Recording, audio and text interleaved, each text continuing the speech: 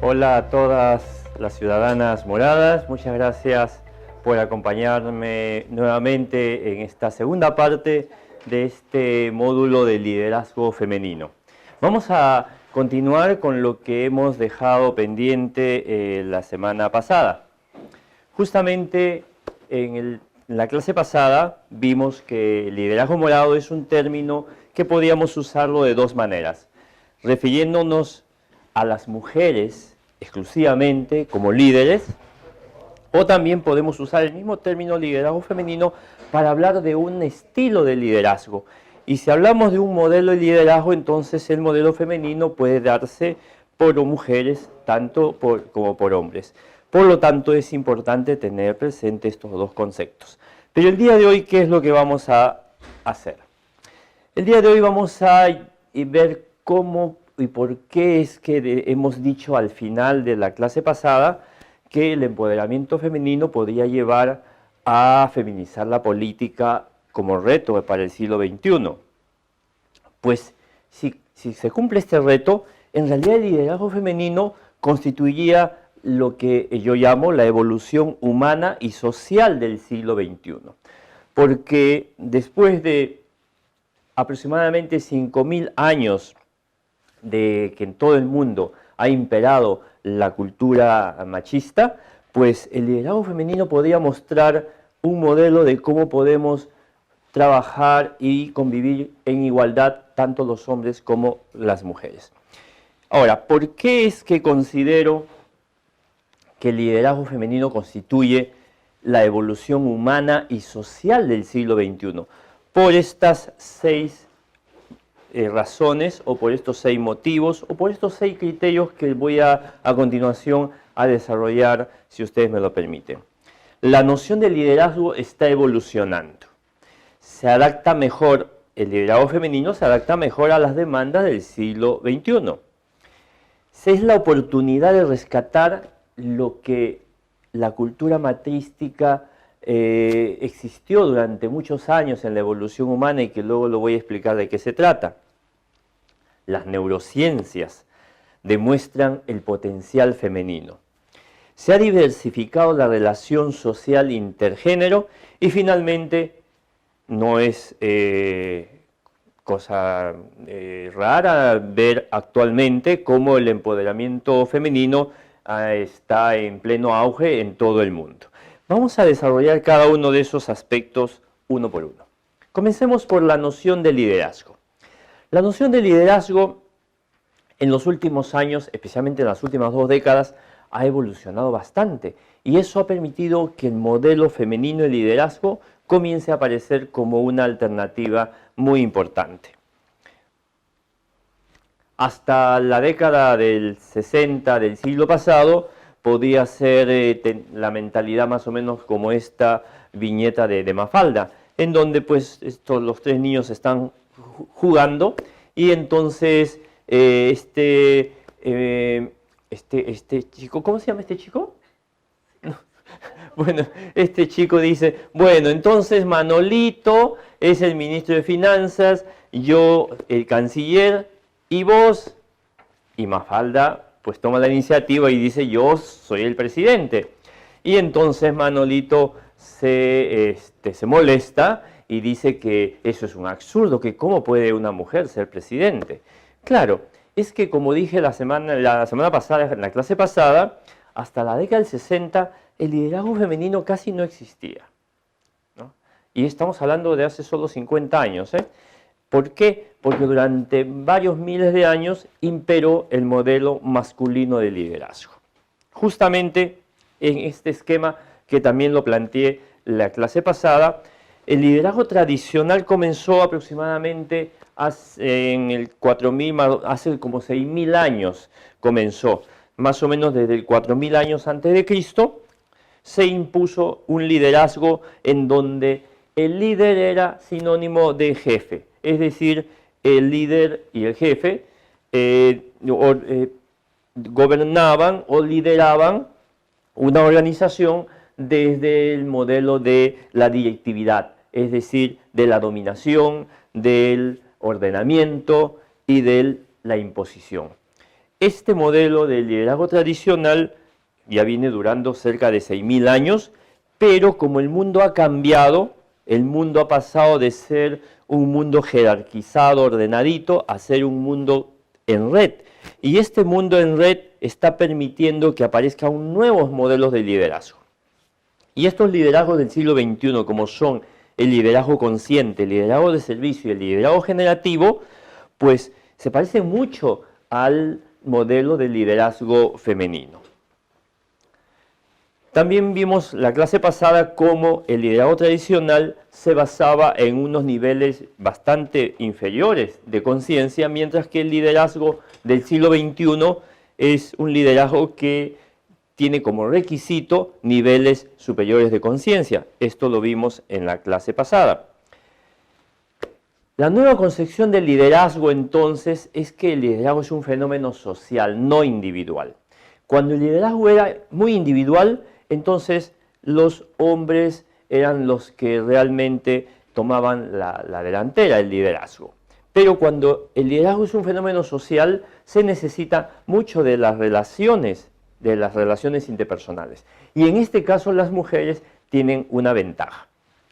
El liderazgo de servicio, entonces, sus tres principales rasgos son la responsabilidad consciente, el compromiso con el propósito y la cooperación generosa, que son habilidades y rasgos que las mujeres han practicado en toda la historia de la humanidad. Por lo tanto, este modelo de liderazgo servidor, donde se basa en la relación del líder con sus seguidores, es un liderazgo mucho más femenino que el modelo directivo del liderazgo masculino. El modelo de liderazgo de servicio, miren ustedes, está basado en una pirámide invertida, en donde el liderazgo servicial es producto de tener autoridad no formal. Pero la autoridad no formal hay que ganársela. ¿Y cómo se gana una autoridad no formal? En base al servicio y al sacrificio. Y el servicio y el sacrificio solamente lo pueden hacer las personas que amen. Y el amor, en términos no de sentimientos, sino de voluntad, del deseo de servir a los demás. Y este es un modelo de liderazgo de servicio y sin embargo se parece muchísimo al modelo de liderazgo femenino que está basado justamente en todas estas características. Entonces el modelo de liderazgo que estamos planteando no es un modelo de líder como la persona que manda, que ordena, sino que el líder es una persona que ejerciendo un servicio a otros logra movilizarlos para que deseen trabajar en pos de aspiraciones comunes. Este concepto, esta noción de liderazgo no les es familiar, por ejemplo, al liderazgo que ejerce una mujer en una familia, por ejemplo. Entonces, los modelos de liderazgo tan alternativos y tan diferenciados entre masculino y femenino ha sido producto de todos estos 6.000 años de evolución, en donde el modelo masculino se ha caracterizado por un pensamiento analítico, racional, versus el pensamiento intuitivo del modelo femenino. El modelo masculino basado en relaciones jerarquizadas, mientras que el modelo femenino basado en relaciones de adaptación y de ayuda. El modelo masculino basado en la búsqueda de soluciones deterministas y prefijadas, mientras que el modelo femenino, la búsqueda de soluciones más bien adaptadas al conjunto. Y el modelo masculino de liderazgo es un modelo basado en el poder, mientras que el modelo femenino está basado en la comprensión del contexto.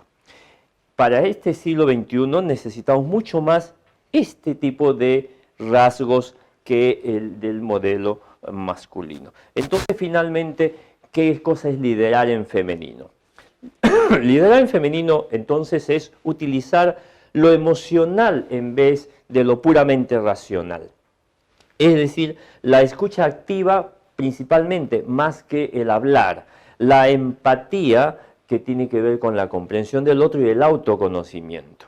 Entonces, la idea del liderazgo femenino no es competir con el hombre ni descalificarlo, sino de unir las fuerzas. Por ejemplo, el liderazgo en el siglo XXI.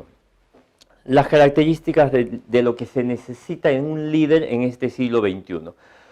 Casi todas las características tienen más que ver con las mujeres que con los hombres. Por ejemplo, se ha hecho un estudio de las 20 características más importantes de los líderes a nivel mundial. De esas 20 características, se ha llegado a la conclusión que en 18 las mujeres tienen más ventaja que los hombres. Por ello es que el liderazgo en el siglo XXI se pinta de femenino, no de mujer, sino de femenino, porque ya hemos repetido varias veces cómo lo femenino no tiene que ver solamente con las mujeres, y viceversa, lo masculino tampoco solamente con los hombres. Tanto que incluso ya se está hablando de un liderazgo sin género, de manera que los hombres no nos sintamos mal pues con esto de practicar el liderazgo femenino. Entonces, porque que un hombre diga yo voy a practicar el liderazgo femenino, probablemente tenga mucho reparo en hacerlo. Pero si digo que voy a practicar un liderazgo sin género, de repente eso es más aceptable, ¿no? Así que les traigo este mensaje del liderazgo sin género para no herir susceptibilidades, por supuesto, ¿sí? Veamos que el liderazgo femenino se adapta mejor a las demandas del siglo XXI. Esto ya lo hemos venido repitiendo, ¿sí? Pero veamos si esto es tan cierto. El ser humano ha evolucionado en 4 millones de años desde Homo sapiens, pasamos a ser Homo fabers, fabricamos cosas, y ahora estamos en Homo virtualis, ¿no? O sea, tan agachados como cuando comenzamos en la historia de la evolución. Si vemos cómo se han transformado las épocas culturales de la era agrícola en el siglo X a.C., ¿sí? 10.000 años antes de Cristo comenzó la gran revolución agrícola, que eso constituye la edad antigua y la edad media. Pero luego vino la era industrial ya a partir del siglo XVII con las revoluciones industriales. Luego vino a fines del siglo XX la era de la información, la tecnología y el conocimiento. Y estamos actualmente en la edad posmoderna, la era de la conciencia y la espiritualidad, ¿no? Podemos decir que en la evolución humana pasamos del músculo a la máquina, de la máquina al cerebro y del cerebro al espíritu. Cuando se necesitaba mucho músculo o mucho uso de máquinas, la fuerza de los hombres era más importante probablemente. Sin embargo, en este siglo XXI, que es el siglo de la conciencia y la espiritualidad, entonces la fuerza física ya pasa a un segundo plano, ya es secundario, y lo que más importa es no solamente el conocimiento, sino el aspecto espiritual de las personas. Miren ustedes, ya estamos en la cuarta revolución industrial, los que estamos vivos actualmente somos privilegiados porque hemos visto 2 revoluciones industriales. La primera revolución industrial fue en el siglo XVIII, pero pasaron 150 años para la segunda revolución industrial donde apareció la electricidad. En la tercera revolución, a fines del siglo XX, aparece el ordenador. Los de mi edad por lo menos, allá habíamos pasado la tercera revolución y ahora estamos en la cuarta revolución industrial, donde por primera vez los objetos dejan de ser lo más importante y lo más importante comienzan a ser las personas. Porque en esta cuarta revolución industrial está basada en la interconectividad total. La conexión total en todos los aspectos, en todos los aspectos. Y la conexión, ¿quién la hacen? Las personas. ¿Y quiénes están más preparados? ¿Qué género está más preparado para la interconexión y las interrelaciones? Pues las mujeres. Si vemos las habilidades para el siglo XXI, los conocimientos fundamentales, las competencias, las cualidades de personalidad, podemos ver que muchas de estas cualidades, de estas competencias, de estos conocimientos, son más propias del sexo femenino que del masculino. Por ello es importantísimo que en este siglo XXI todos tengamos que hacer como una reingeniería de nuestra propia personalidad para adaptarnos a las necesidades de este siglo XXI. También digo que el liderazgo femenino es la oportunidad de rescatar la cultura matística. ¿Qué cosa es esto de la cultura matística? En principio veamos una de las características que lamentablemente es mayoritaria actualmente en las sociedades, en el mundo, que es la violencia contra las mujeres. Y nuestro país es lamentablemente bastante líder en este tema de la violencia contra las mujeres. Pero revisemos, ¿la violencia está en la naturaleza humana? Y yo digo que no. No, la violencia no está en la naturaleza humana, porque si vemos la historia de la violencia, podemos ver que del último 1.000.000 de años, en donde existe evidencia de los hombres, tal como los conocemos, de los Homo sapiens sapiens que somos, solo en los últimos 5.000 años, del último 1.000.000 de años, solo los últimos 5.000 años hay evidencia de violencia. Es decir, la violencia solamente ha aparecido en el último 0.5% de la historia evolutiva del ser humano. Antes de los 5.000 años, no hay evidencia de violencia en el mundo. O sea, la violencia no está inherente en la naturaleza humana. La violencia la hemos aprendido desde hace 5.000 años para la fecha. Por lo tanto, si durante miles de años, más de 900.000 años, hemos vivido en una cultura no violenta, entonces es posible reaprender y rescatar esa cultura predecesora de esta cultura violenta. ¿Por qué es que los seres humanos actuamos con violencia? Necesitamos aprender a mirar nuestra evolución cultural. Y actualmente somos el presente de una cultura que denominamos cultura patriarcal. Y la cultura patriarcal no tiene más de 5.000 años de evolución. ¿Cómo es esa cultura patriarcal en la que estamos metidos todos? Cuando hablamos de machismo, estamos hablando de cultura patriarcal. Y la cultura patriarcal es una cultura centrada en la jerarquía, en la autoridad, en relaciones de dominación y sometimiento. Unos pocos dominan y muchos son sometidos. En la guerra, en la competencia, en el yo gano y tú pierdes, en el control de la sexualidad, en la dependencia de unos a otros, etc. Y como vuelvo a repetir, esto recién comenzó esta cultura patriarcal aproximadamente en el año 4000 a.C. Pero antes existió otra cultura. Por eso es importante saber cómo surgió la cultura patriarcal. Los seres humanos antecesores, los homínidos, aparecen hace 4 millones de años. Y recién hemos devenido en ser humano hace solo 100.000 años. Los seres humanos todos venimos del África, así que esto lo voy a pasar muy rápido porque esto es historia evolutiva que es bastante conocido. Durante miles de años fuimos cazadores-recolectores y construimos sociedades igualitarias. ¿Por qué? Porque íbamos por el mundo en grupos muy pequeños, de 4, 6, 8 individuos, y constituimos lo que se llama la cultura matrística. La cultura matrística es todos esos miles de años previos a la cultura patriarcal.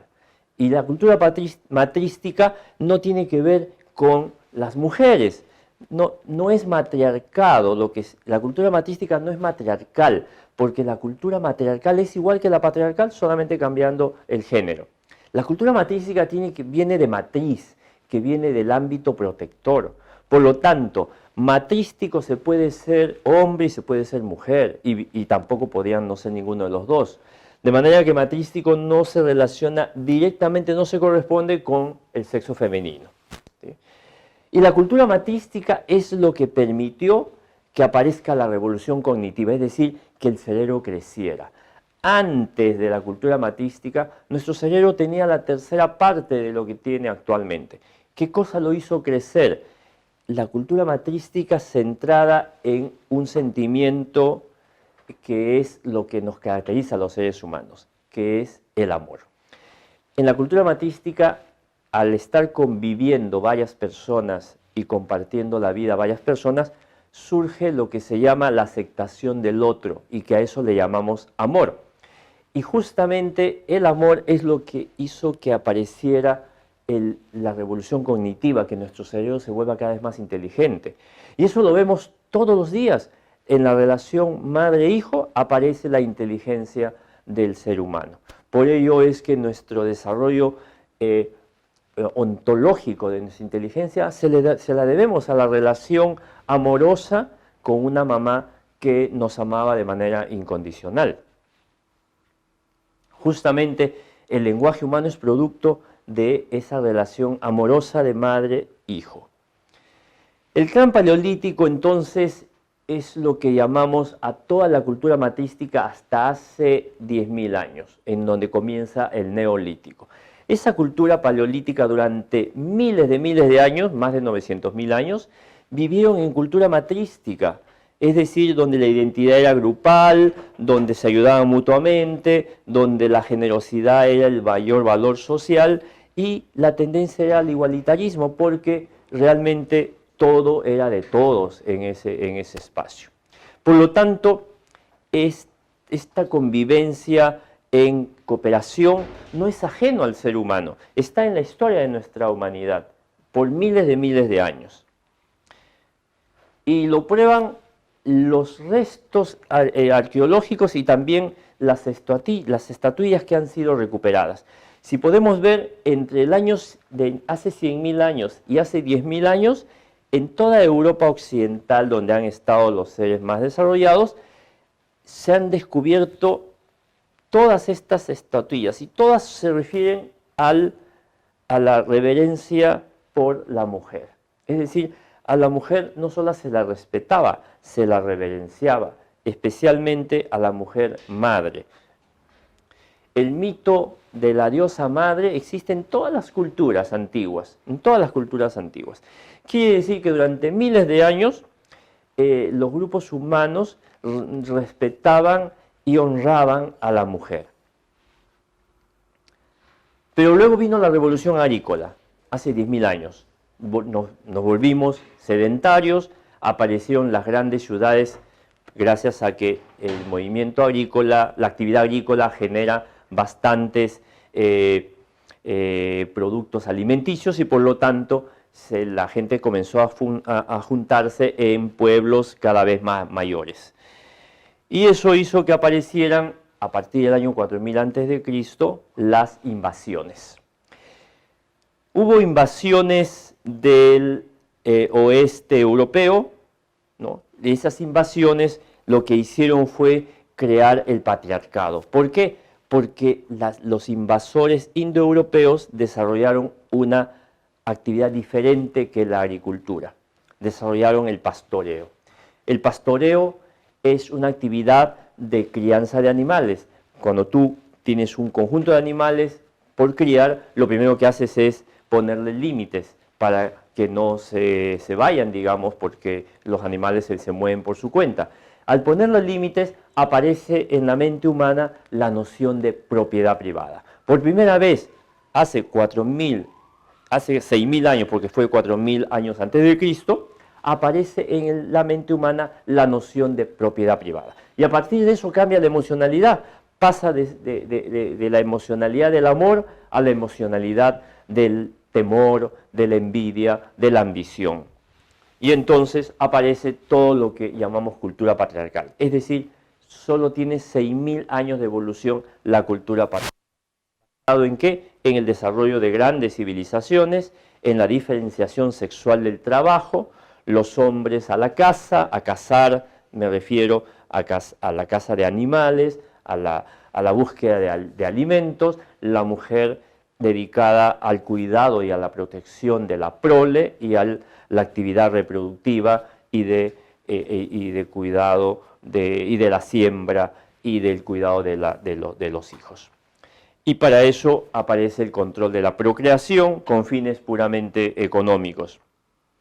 De manera pues que en la cultura patriarcal tiene que ver con una mentalidad que puede estar tanto en mujeres como en hombres, no necesariamente solo en hombres.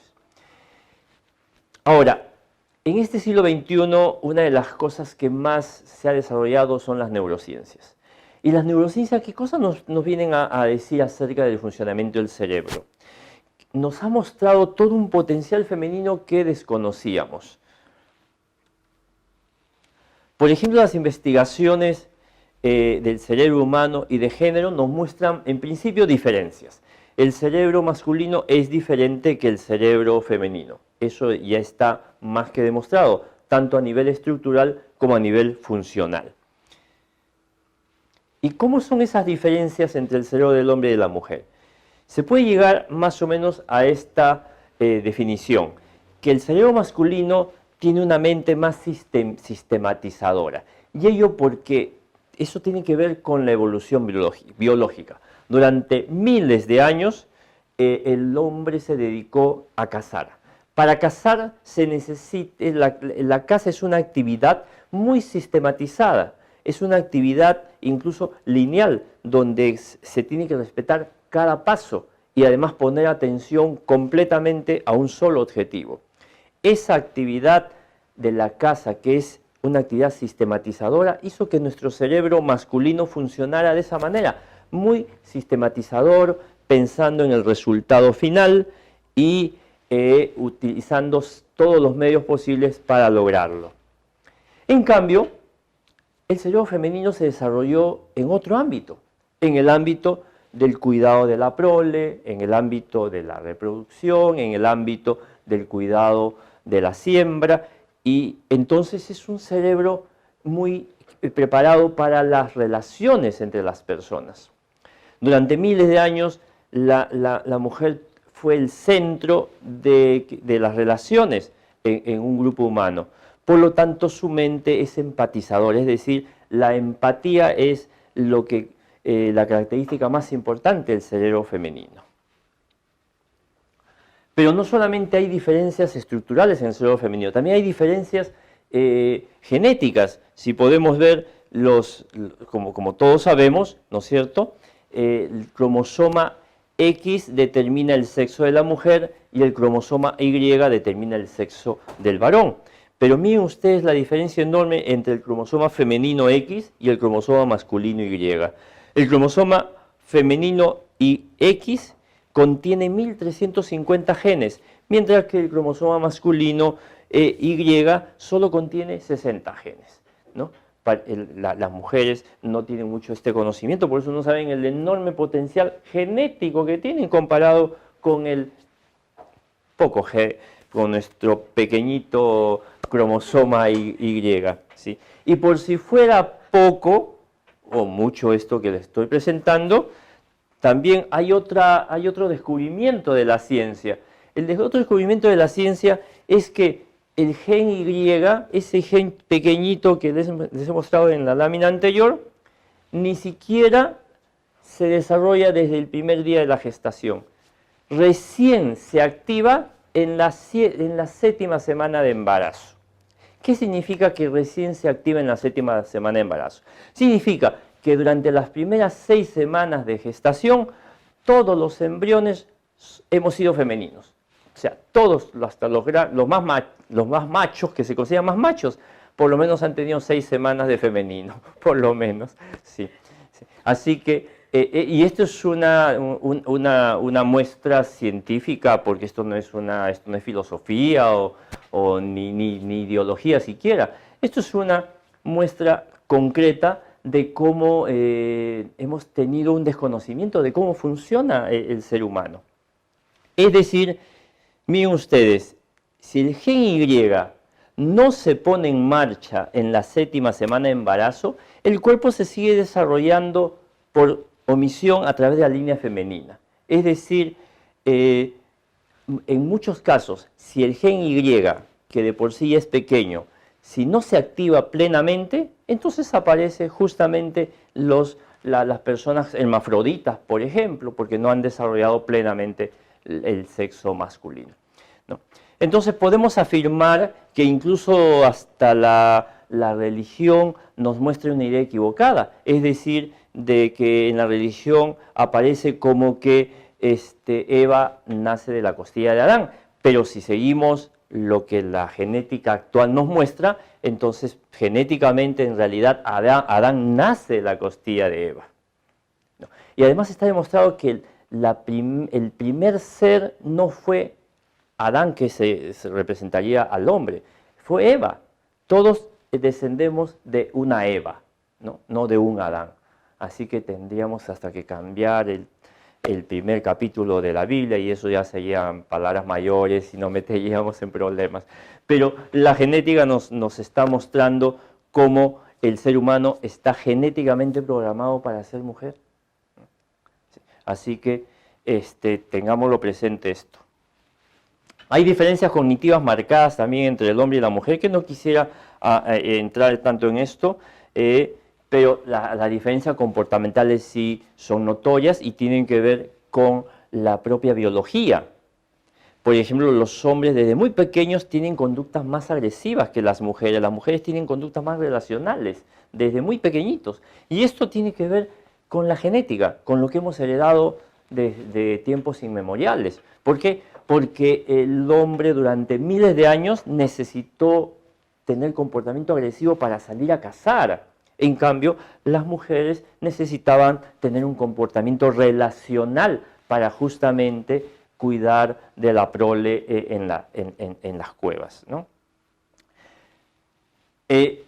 Hay otro dato estructural. Hay una estructura que relaciona los dos hemisferios cerebrales que se llama cuerpo calloso, ¿no? Está definido que el cuerpo calloso de la mujer es más grueso, más voluminoso que el del hombre. ¿Qué significa eso? Este cuerpo calloso permite la conexión de ambos hemisferios cerebrales. Quiere decir que el cerebro de la mujer está mucho más interconectado que el cerebro del hombre.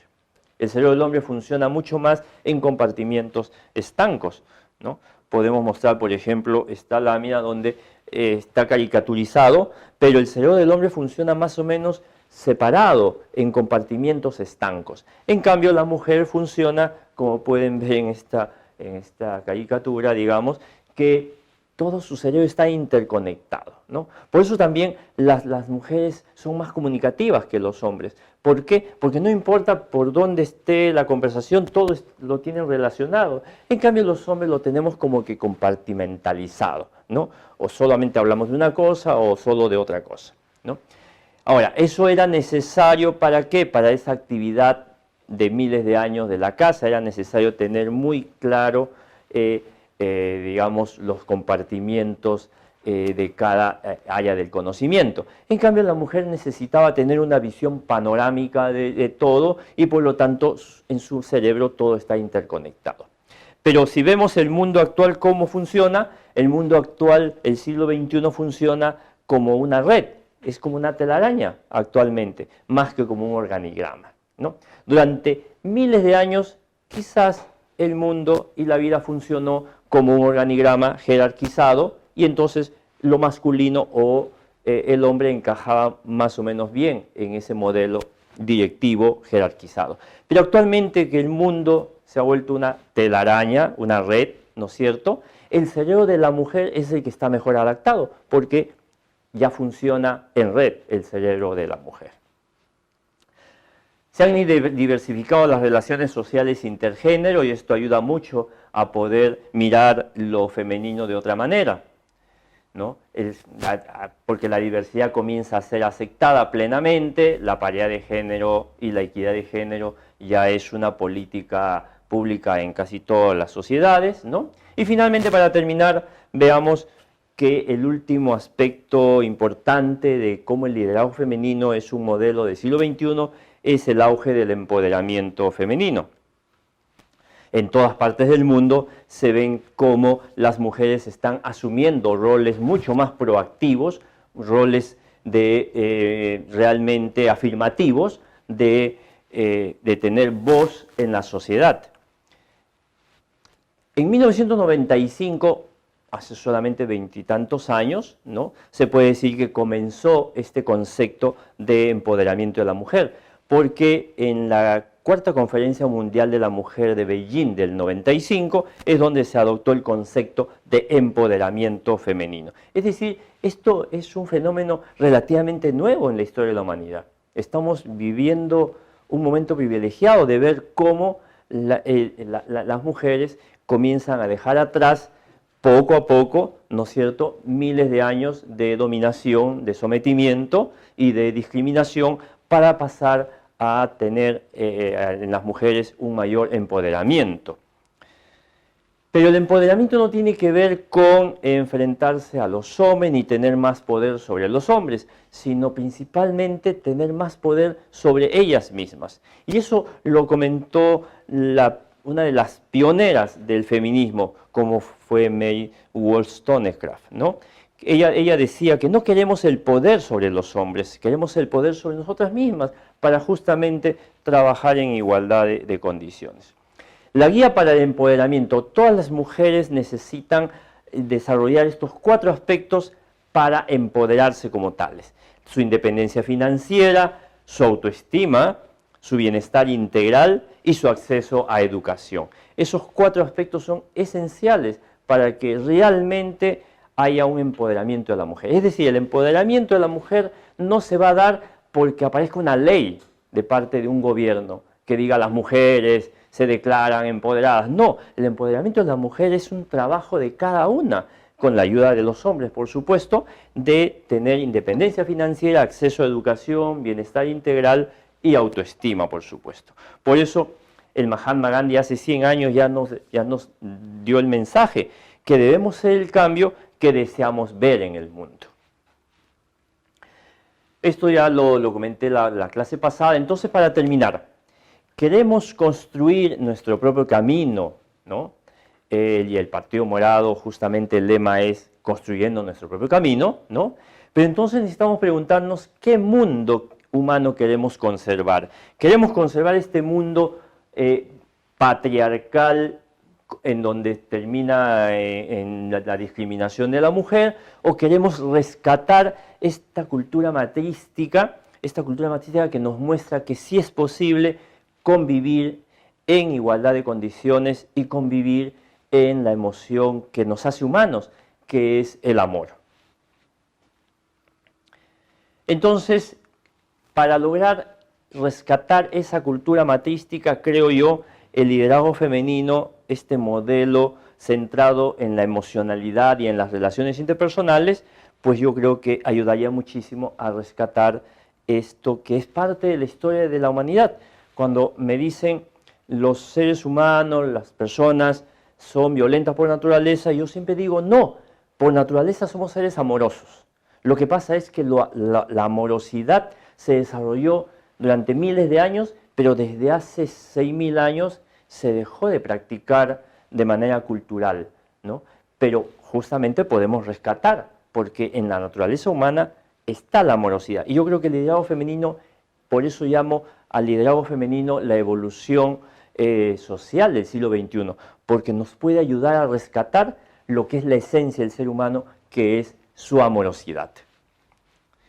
Por ello es que esto no es un absurdo, ni tampoco una frase retórica, sino tiene mucho sentido para mí cuando estoy invitando a feminizar la política, que tiene que ver con introducir todo este modelo matrístico de poder convivir y trabajar juntos en la amorosidad. Bueno, eso es todo y muchas gracias.